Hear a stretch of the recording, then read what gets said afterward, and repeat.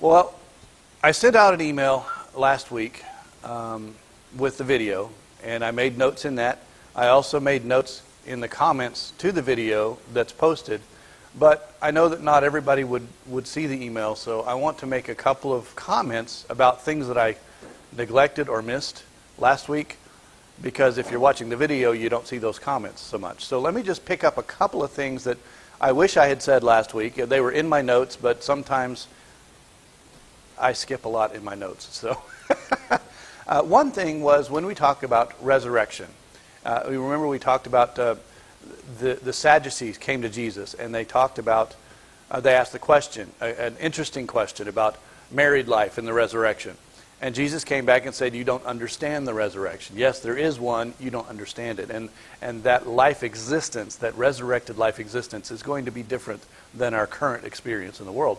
But what I wanted to say, it's just a little brief thing, but I wanted to mention the parable of the rich man and Lazarus. Because Jesus gives us what might be perceived, and I'm going to say might, as a resurrected life experience in that parable. You remember, it's the parable where Lazarus and the rich man die, and each goes to a different place. One, Lazarus goes to a place that's referred to as Abraham's bosom, and the rich man doesn't go there. And there's a great chasm between the two. And the portrayal of the experience, and I'm really trying to be careful with how I say that, because it is a parable, and we know that parables, while grounded in reality, do not necessarily reveal reality. Okay? So, for us to say, right, an earthly story with a heavenly meaning. It means to throw alongside. So you're throwing alongside a spiritual concept the physical scenario that helps you understand that spiritual concept. So to say that the things in the parable are absolutely true from a palpable, tangible experience perspective might be a stretch. But they help us to understand in a way that we grasp the concept. So we see in that parable how in that resurrected life experience, the portrayal that's given, the rich man who's not experiencing paradise talks about, I want just a cool drop of water to touch my tongue. And we see Lazarus sitting in the bosom of Abraham enjoying his resurrected life experience. And they have this dialogue and how that chasm can't be crossed, etc. And I won't go into detail about that particular parable, but I wanted to bring that to light as we talked about resurrection, because there is an image. Whether or not it's reality is questionable, because it is a parable. But Jesus gives us an image of what resurrected life experience might be like or feel like, the perceptions that we may have in that resurrected life. Wanted to kind of bring that out because of that conversation the Sadducees had with Jesus about resurrection and his correction about their understanding of resurrection, because they were basing their belief in resurrection based on their understanding of resurrection, and that belief obviously for them was that it was not so. It didn't happen. The other thing I wanted to mention last week, and I didn't because we got to the end and I was really racing, was when Jesus questioned the leaders about who was the Messiah, and they said, Son of David. And he goes through that whole scenario with the psalm where David said, my Lord says to my Lord. Okay, so who's the Lord in that scenario? And so Jesus uses that psalm to convey the idea that the Son of, or the Messiah is more than the Son of David. Not necessarily that he's not the Son of David. And this is the concept that I missed as I flew through it last week. Jesus is not saying that the Messiah is not the Son of David, because in one sense he is. In the Davidic covenant sense, Jesus, the Messiah, is still a descendant of, a son of David. In another sense, he's a son of David in the respect that he conveys the same faithfulness toward God as David did. Like father, like son kind of idea. However, Jesus' point is the Messiah is more than just the son of David. they had locked in their minds what this Messiah would be, or who this Messiah would be, and that was kind of what they had, if they cared to look, the point of their attention. But Jesus was trying to point out that not only was the Messiah the Son of David, but he was the Son of God, because he was more than the Son of David. When David said, "My Lord says to my Lord," well, what is Lord? If the Son of David is my Lord comes from God. Son of David, Messiah, God. And so that was a point I neglected. I kind of raced over last week. But yes, the Son of David in a covenant sense, but more than that in authority and power and eternal destination. So I just wanted to kind of pick that up before we dove into Matthew chapter 23. We're getting there, slowly, but we're getting there. And I bet we are not going to finish the chapter today. I said last week I think we could have, but we're starting a little late in the game. And, I want to I always backtrack a little bit to give some context. I like this idea of context. So the first thing we're going to cover, Matthew 23 is a lengthy commentary, I'll say, given by Jesus about the Pharisees and religious leaders. Some of your Bibles may say scribes and Pharisees. Some of your Bibles, I think the NIV says teachers of the law and Pharisees. But essentially, these are people who guide the spiritual mindset of the Jews. And Jesus is going to give throughout chapter 23 his commentary on the kind of people these are. And yes, and also giving them a sense of judgment, a sense of because you're this kind of people, this is what's going to happen. So that's where we're headed in Matthew 23. But before we get there, I want to recover just a little bit about who the Pharisees are, because it's always important to understand where people came from. And we can be exceptionally hard on the Pharisees, because that's what we read, that Jesus was hard on the Pharisees. But if we can recall, and this precedes our Matthew study, if you go all the way back into our Intertestament study where we talked about those silent 400 years, we talked a little bit about where Pharisees came from, where Sadducees came from, and some of the other little groups. But let's revisit that just a little bit, because I think there is there is legitimacy in the Pharisees' pursuits. And so let's go to the root of those pursuits, why they were like they were, and how they became like they are. Okay? So, if we go back we could go back all the way to the Babylonian captivity. When the Babylonian captivity happened, what happened to the temple? It got destroyed. When your whole religious experience is centered on the temple, what do you do when that temple is gone? You get scattered, religiously scattered. But what they did is, the biggest portion of them, although a lot of them ran to Egypt, the biggest portion of them moved to Babylon. Now, in Babylon, they became what we might refer to as people of the book. They could no longer have a religious experience around the temple and the sacrificial system. So what they did is they found their grounding, their religious grounding, in the scholarship, in the dialogue of the book, the dialogue of the laws, the dialogue of the prophetic experience and the history there. So they become a people of the book. And so you had this growth of scholars, doctors of the law, one might say, who developed a lot of conversation, commentary around the text. And when you have a lot of people who put their nose in the text and try to interpret the text, you end up with a lot of different opinions and rituals. You end up with a lot of things. But they were trying to recreate their religious experience, the ones who cared. And so we now have a people who are, I will say, interested in one respect in the law.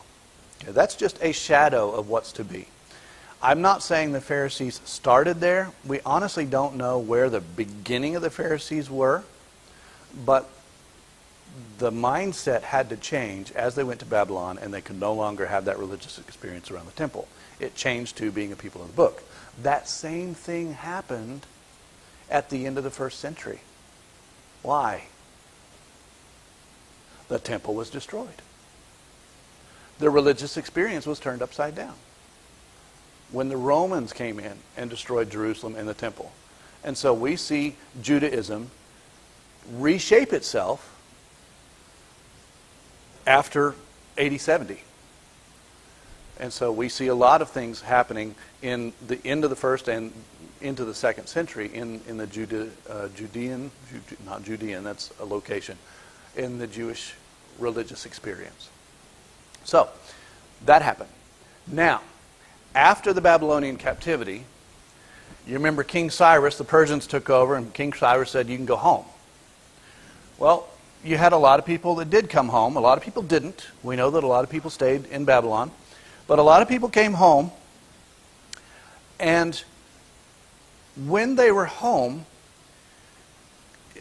they were able to kind of finally, and you read the Old Testament stories, Nebuchadnezzar and whatnot, eventually they were able to rebuild the wall. Jerusalem became more of a stable city again. But as they were trying to figure themselves out again, the world was still happening. As the world was still happening, other people, other empires took over. Who was the next after the Medo-Persian Empire? Medo-Persian was King Cyrus, the one that sent them home. You have King Darius, who supported that. But then after the Medo-Persian Empire, you had the Greeks. Alexander the Great came. And man, he just blasted the whole territory. Everyone became Greek. It was no longer a small center of kingdomship. It was a large worldwide kingdom of the Greeks. The only problem is Alexander died young. He never really controlled anything. He just conquered. Well, what they did was they split up the world, and this is just to make it easy. They split up the world and gave it to different people. So we had this group of people up here called Seleucids, and we had Egypt down here, the Ptolemies. And they were constantly duking it out for control of Jerusalem and the land of Israel. Long about the 2nd century BC, mid-100s, we had a Seleucid king named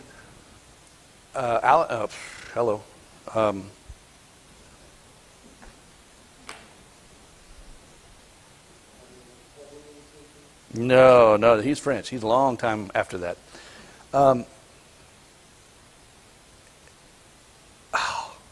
Epiphanes. Say again? Antiochus. That doesn't sound right. Antiochus. Antiochus was one of them. Anyway, they had this really bad leader. Antiochus. Yes, Antiochus Epiphanes, if I say it a different way. Yes, if I say it a different way, it rings true. Antiochus Epiphanes. Yes. Antiochus Epiphanes was a bad leader. Now, they had some good leaders that let the Jews do what the Jews felt they needed to do. But Antiochus Epiphanes was very devoted to Hellenization. You remember that word Hellenization? It's the reculturing of the world into the Greek culture. All things Greek. All things that they like to do, their religious experience, their social experience. This is where we get a lot of the Colosseums. This is where we get a lot of the games, the Olympic Games. We talk about that. Obviously, the religious experience changed. Well, Antiochus Epiphanes pushed that on the Jews. Now is where we really understand the beginning of what we think might be this Pharisees group. It wasn't called the Pharisees back then. There was a group called the Hasidim.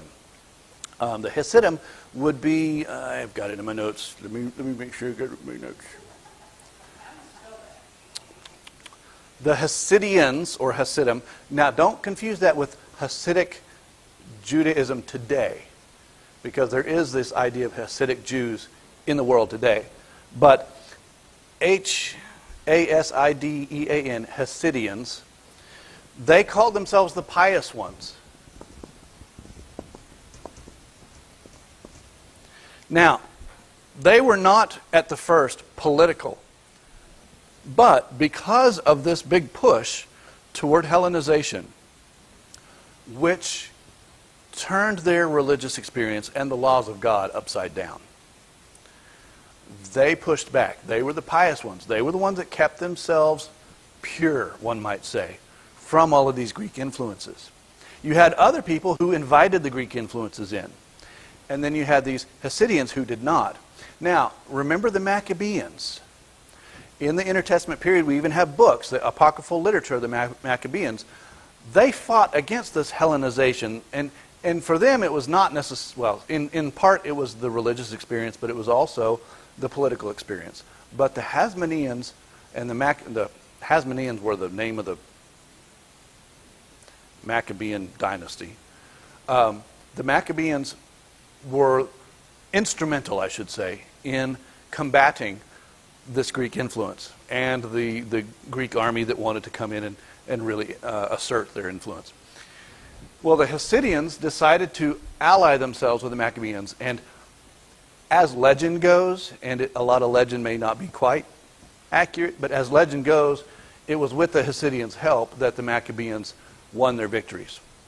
But the issue that I want to bring to the table is they were the start of this idea of a people who set themselves apart from the cultural growth that was going on. Now, we lost track of these Hasidians. We don't know what became of them. A lot of people believe that they turned into what we now know as the Pharisees. The Pharisees. Other people believe that they became what we now know as the Essenes. And we've talked about the Essenes, those people who kind of set themselves apart and lived, a lot of people say alone, but they were actually interspersed in society more than what we think. But because we saw the Qumran communities and those sort of things, those were Essenes. So a lot of people think these guys became Essenes. I don't see why they couldn't have been both. Because in the Hasidian group, you might have had people who were zealous, and then those who were very interested but less zealous. So what you end up with, remember, when we come out of this thing, we're going to end up with three primary religious groups. You've got the Sadducees, you've got the Pharisees, and you've got the Essenes. Well, the Sadducees came out of this experience from their alliance with the Greek culture. They liked Hellenism. They liked all things Greek. In fact, they even changed their bodies to look more Greek. Remember, we talked about that. Then you had the Pharisees and the Essenes. These people didn't like all things Greek. And of course, the Essenes didn't like all things anything else. Okay? So, I don't see much of a problem thinking that the Pharisees may have come from some of the Hasidians, while the Essenes also may have come from some of the Hasidians, and they just don't carry that name Hasidian anymore. They carry the name Pharisee or Essene. Sadducees, over time, in that intertestament experience, especially toward the end of that Hasmonean dynasty, that's the lineage of the Maccabees, who eventually, Jerusalem and Israel gained independence. There was a period of independence under the Hasmonean dynasty. Toward the end of that independent time period, they had some bad leaders too. And these leaders pitted themselves, or pitted these two against each other. Most of the Hasmonean dynasties really liked the Sadducees, partly because they were the ones that kind of kept them in power. But toward the end, Alexander Jannaeus, who was very Sadducee-oriented, had a wife who was very Pharisee-oriented. He was hated by the people. We talked about the Sadducees gained power in all things temple.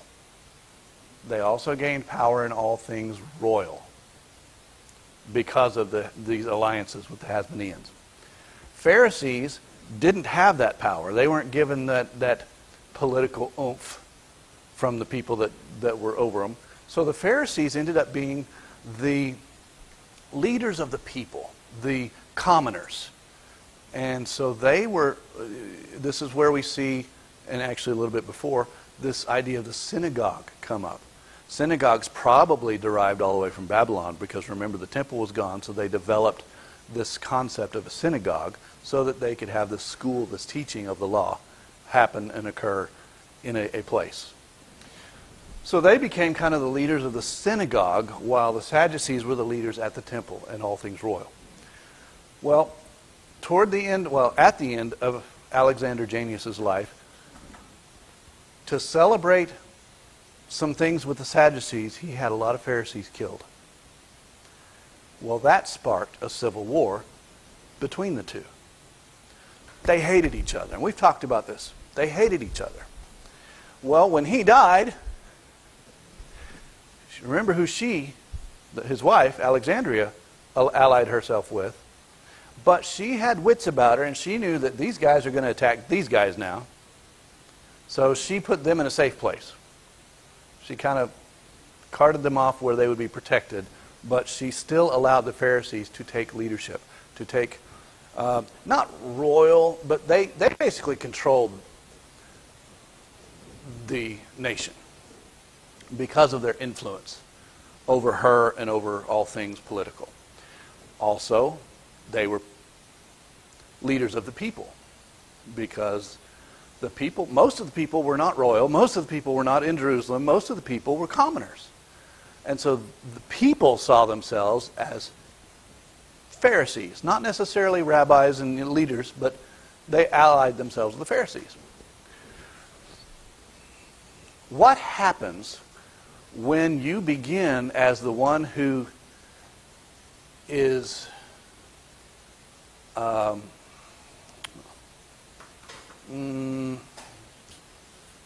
did I put it here? Persecuted. What happens when you begin as the one who's humbled and you become the one in power? You become the one with wealth. That's a hard switch, isn't it? It's easy to focus on God. It's easy to focus on doing right when you're the one being persecuted. But when you're the one in power, when you're the one with the wealth, it's a little harder to focus on God, isn't it? And we see that throughout the Old Testament.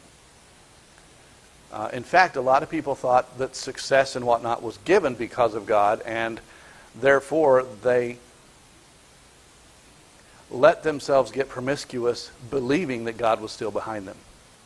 Let themselves get sinful or unjust, unrighteous, thinking that God was still behind them. So here we have the Pharisees, who seemingly had a good beginning, a right attitude, a right purpose. When, the Hellenistic culture was wanting to turn Yahwism upside down and essentially delete it from existence. The would-be Pharisees, Hasidians, or someone in that group fought hard against that. So they had a good idea to maintain the righteousness of the people, to maintain focus on God, to maintain their religious experience. It came out of good thinking. But when you have this thinking and you are so devoted to the experience, so devoted to the regulations that support that experience, and all of a sudden you find yourself in power with money, you can easily get corrupted, right? You can easily take it to extremes. You can easily forget your initial focus. Yes, ma'am.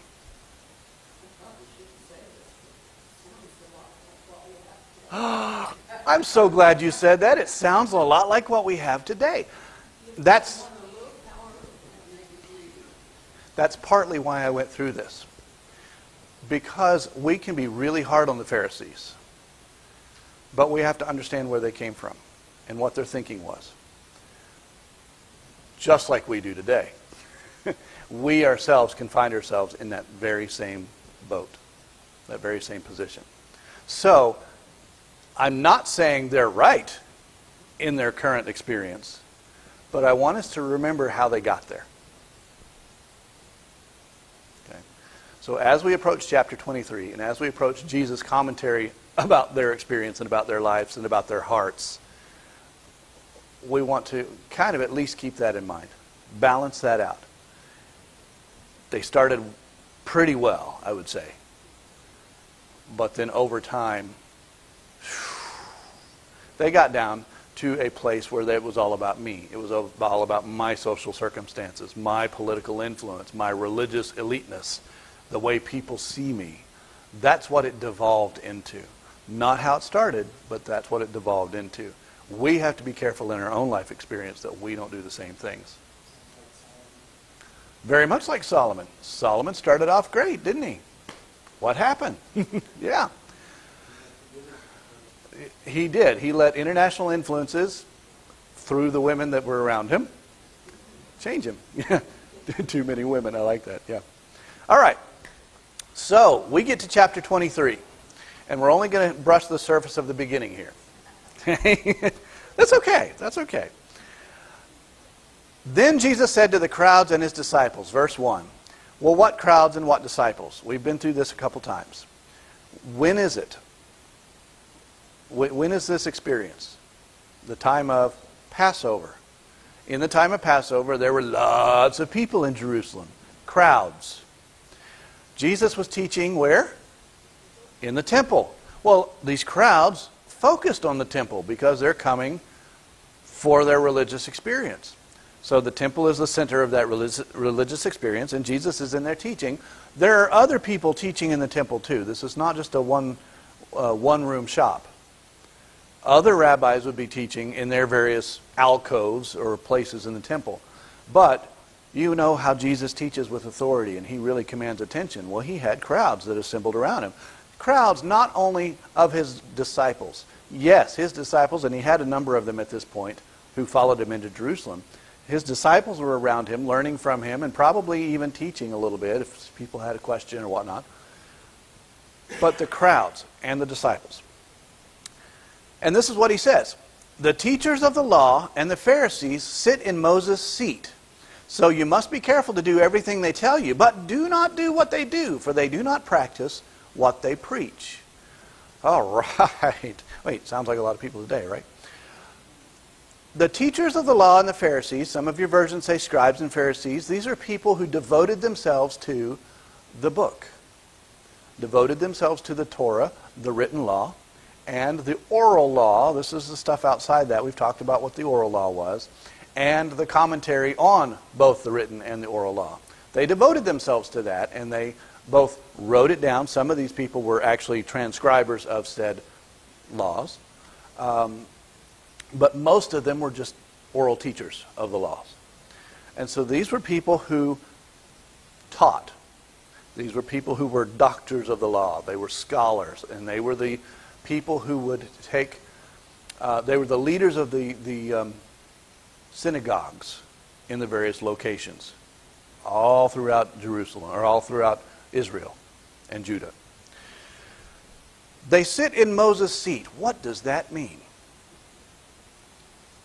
Anybody ever heard of the Moses seat? Okay.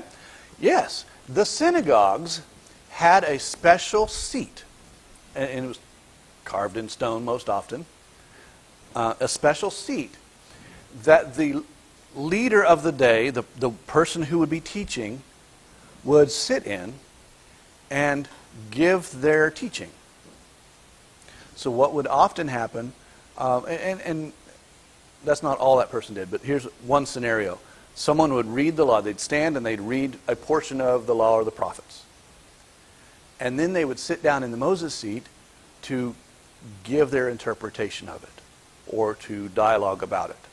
The idea was that sitting in the Moses seat transferred the authority of Moses to that person. Okay. And so they sit in the Moses seat. Now, Moses had authority not only to convey the message of God, but also to be a judge of the people. That's the way that these people conducted themselves. These were the people who sat in the Moses seat. Jesus was saying, the teachers of the law and the Pharisees are the ones who sit in the Moses seat. Now, let's just go, I talked about what happened. Let's go to an experience of how that worked. Luke chapter 4. In Luke chapter 4, we see Jesus coming into Nazareth. Jesus is, by some, considered a respected rabbi. And so he's in Nazareth, his hometown, and they say, "Would you like to preach today?" And so Jesus says, "Sure." And he gets a scroll. They hand him the scroll. We're starting in verse 16. He went to Nazareth, where he had been brought up, and on Sabbath day he went into the synagogue, as was his custom. And they gave him a scroll. He stood up to read, and the scroll of the prophet Isaiah was handed to him. Unrolling it, he found the place where it was written, "The Spirit of the Lord is on me, because he has anointed me." And I won't read all through that. But notice in verse 20, he rolled up the scroll, gave it back to the attendant, and sat down. Now, it doesn't necessarily say that he sat in the Moses seat, but that's the kind of experience that they would have. They would have someone who they stood up to read, and usually everyone stood up on the reading. That was a matter of respect. And then the teacher would sit down. Some people continued standing up, and we see that in other times in Jesus' experience. But he sat down to teach. Well, the people who sat in the Moses seat, whether Jesus sat in the Moses seat that day or not, generally the leader of the synagogue would sit in the Moses seat, and everyone would listen to him. So, you've got the teaching experience, and Luke 4 kind of portrays that in some way. But you also have the experience of the judge. When you had a social question that required a judgment, you went to the synagogue, the local synagogue. And there you asked the leaders of the synagogue, the rabbis who were there, to pronounce a judgment. Well, the people who sat in the Moses seat had the authority of Moses to pronounce said judgment.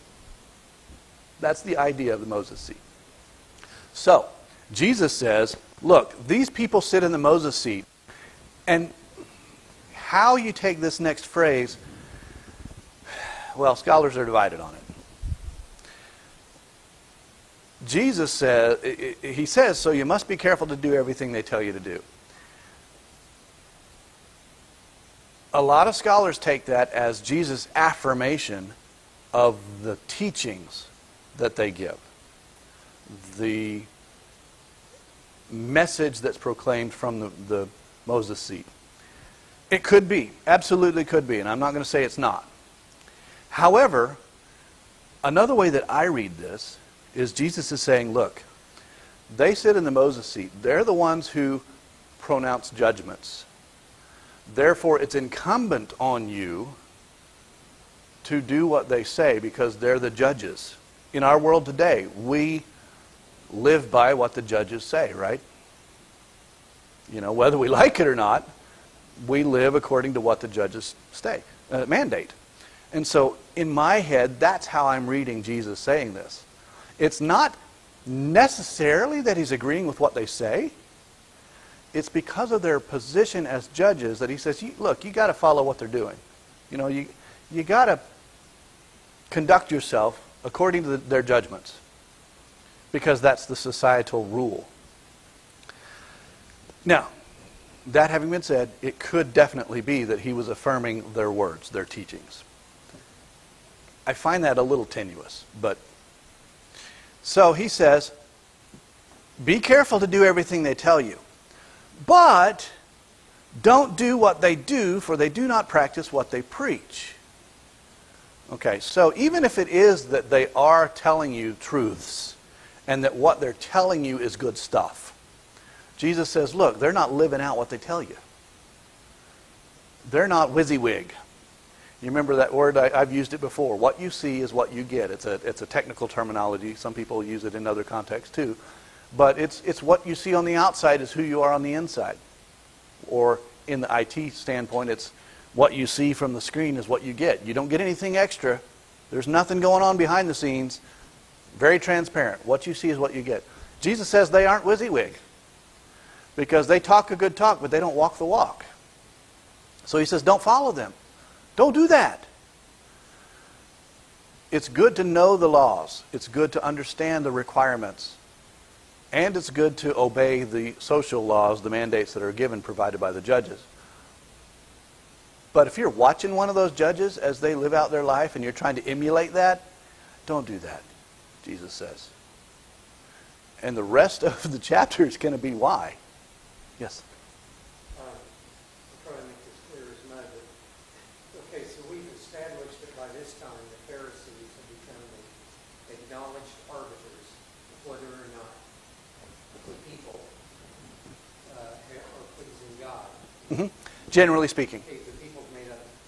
You still have the high priest, which is generally a Sadducee, but the high priest is in Jerusalem. So it would be natural for me as an individual to say, if that's true about them being the arbiters of whether I please God or not, I've got to please the Pharisees. If they're not at least doing that, I certainly have to please God. And that would give them tremendous power and influence. Yes. They were not intimidated. Yes. It doesn't point to God, It points to them. And I like how you said that. And let me try to convey that because it might not have picked it up. Because society has to live by the teachings and mandates that the Pharisees hand down, that gives the Pharisees tremendous power in society. Because we've already seen that power has the ability to corrupt our motives. The Pharisees, or these leaders of the religious experience, find themselves more self-absorbed than God-absorbed.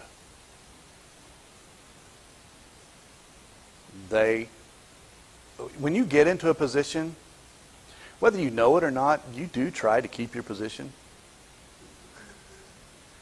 And sometimes it may be extremely subtle. And it happens in business. Let's just talk IT. And you have two developers. One developer knows how to code a certain thing a certain way. Well, they're not going to tell the other developer how to code it that way because knowledge is power. And, if I have the knowledge, then everyone has to come to me. Love that. And that's just one scenario, one context. We all do it in various ways. Sometimes so subtly we don't even know we're doing it. But if that happens over and over and over, and you find yourself in a position of management, or you find yourself in a position of leadership, or especially a political position, that has a tendency, you develop this framework that even though on the surface it sounds like you're serving the people, or it sounds like you're serving God, or it sounds like you're serving whoever it is you're supposed to serve, the stakeholders, the stockholders, the shareholders, whoever it is, you end up truly serving you. There's a phrase, absolute power corrupts absolutely. Absolute power corrupts absolutely. Yes. Now, that's a proverb, and it's used generically. Because we can tease out people in the world who have power, who have wealth, and who are truly godly, who are truly religious-minded, who are truly good, godly people. But they're more the exception than the rule. And so when we get a proverb like that, it's really about the rule. It's not a promise, it's a rule. Okay, categorically. So, we know there were good Pharisees. Why do we know that? Who else was a Pharisee that actually showed interest in Jesus? Yes, Joseph of Arimathea. Who? Nicodemus. We see some of these Pharisees who had an interest, but they were scared to death to go to him in the daytime because their colleagues would criticize them. So, categorically, yes, Pharisees fit in this position. But we know there were certain ones of them that were were good. They were good people. They really had good intentions, the right mindset. They didn't let that power corrupt them. However, generally speaking, power does corrupt. So that's where we are. Jesus says, do what they do, don't do what they do, even though you might practice what they preach. Here's how they work their world. They tie up heavy, cumbersome loads and put them on other people's shoulders, but they themselves are not willing to lift a finger to move them. I was reading just this morning about some of the modern day requirements for the Jewish experience. I'm so glad I'm not a Jew, an Orthodox Jew. The requirements that still exist today, and you know they existed back then in various ways, are just minutia that weigh people down. A question that I was reading this morning is, I have to walk to someplace, I can't remember what it was, every day, and it's over a mile. But on the Sabbath, I've got to walk a mile. Well, you're not supposed to carry anything. What do I do with my house key? I live alone. No, I'm sorry. I don't live alone. I live with other people, so I have to have the house key. And let's see, I'm trying to remember everything that the question had. But they have a thing where you're not supposed to carry this thing. So she says, well, what am I supposed to do? I had been carrying it on a chain, like a necklace. Well, but I was told I was breaking the rules. So I need to, and so the rabbi who was responding said stuff like, well, you can actually tie it on a piece of elastic and wrap it around your skirt, but you've already said that your skirt doesn't require a belt, so if it doesn't require a belt, then you can't wear the belt, so that wouldn't work. And so he goes through all of these scenarios about how to carry this key, and finally he landed on, well, one of the good ways to do it is to make it into a brooch. Fasten it to where you could fasten it and you could wear it as jewelry, because jewelry is acceptable in this Sabbath walk. I'm thinking, whoa! I've got to look through all of this tediosity just to make sure that I'm being the way I'm supposed to be for God? So,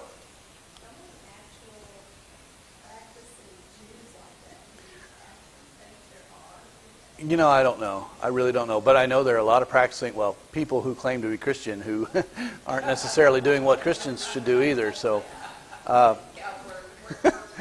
it does. It does. So they tie up heavy loads. Well, we kind of get an idea of what that is. And then it says, you put them on people's shoulders, and then it says they're not willing to lift a finger to move them. Scholars are divided on this. One perception could be that they themselves don't want to practice what they preach.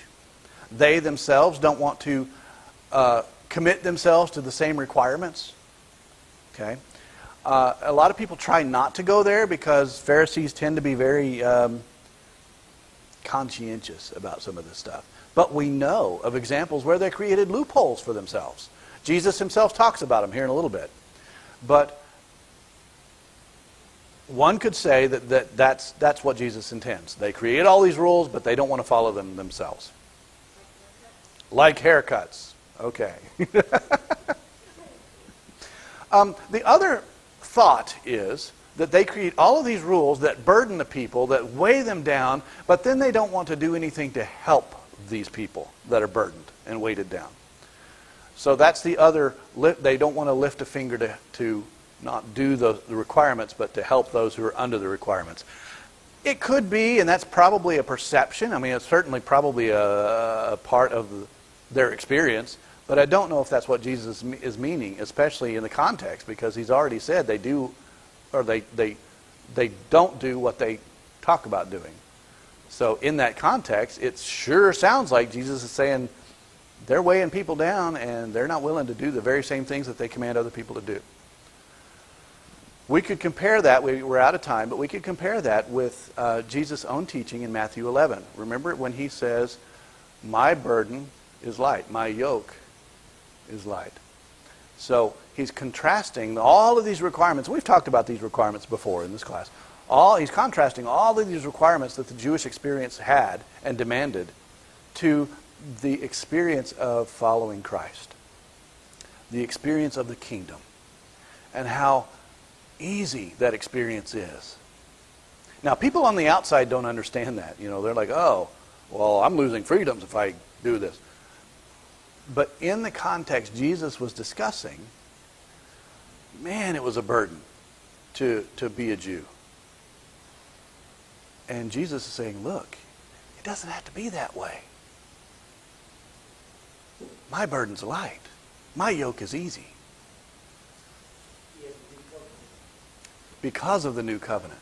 That's right. And we're moving into that. Absolutely moving into that. Jesus is saying, look, this is about to go away. Because of me. Through me. All of these regulations. And we see the Apostle Paul saying that over and over in Romans. All of these regulations are about to be done away with. Not that they weren't good. But they pointed to me, and here I am. And through me, we have a new covenant. And that new covenant looks different. And so that's where we are. These Pharisees, who they were, how they came about, how power and money, because they ended up with money, can corrupt their perspectives. They moved from pointing to God to pointing to themselves, generically speaking. Not everybody, but by and large, most of them. And so we're going to get into, we still have just a snippet left on Jesus describing the Pharisees and the scribes. And then once we finish that description, we're going to get into some woes. Next week we'll talk about these woes. Woe contrasts itself against a blessing. Remember the Beatitudes. So the woes are kind of the flip side. How fortunate are the people who follow the Beatitudes? Woe, how unfortunate are these people. So the word itself is kind of like the backside of that coin. But we'll talk about that. We'll talk through them. And I am not going to say that we should finish the chapter next week. We'll get as far as we go, but we'll talk about Jesus finishing up describing the Pharisees to the people. Remember who he's talking to? The crowds and his disciples. Describing them, and then he's going to state these woes, which are actually forms of judgment. And we're moving into chapter 24, which again talks about the judgment that's coming on the people of Israel. On not really the people of Israel, although yes, practically the people of Israel, but on the Jewish experience, on the Jewish religious experience. All right, let's pray and we'll be dismissed. Lord, thank you so much for today. Thank you for the opportunity to open your word, to study, to learn, and to experience. Thank you, Father, for the freedom that we have to do that, the freedom that we have to join together and love on each other with your word before us. Help us to invite your Spirit into our lives and help us to embrace your Spirit in such a way that we become bold lights for you, that the people around us may see you through us. Thank you, Father, for Jesus, for the salvation that's ours because he chose to come to this earth and he chose to live a sinless life and yet to forfeit that life as a sacrifice for us, that he would bear our penalty in our place so that we could experience that eternal joy of living with you forever. Father, thank you so much for Jesus. It's through him we pray. Amen.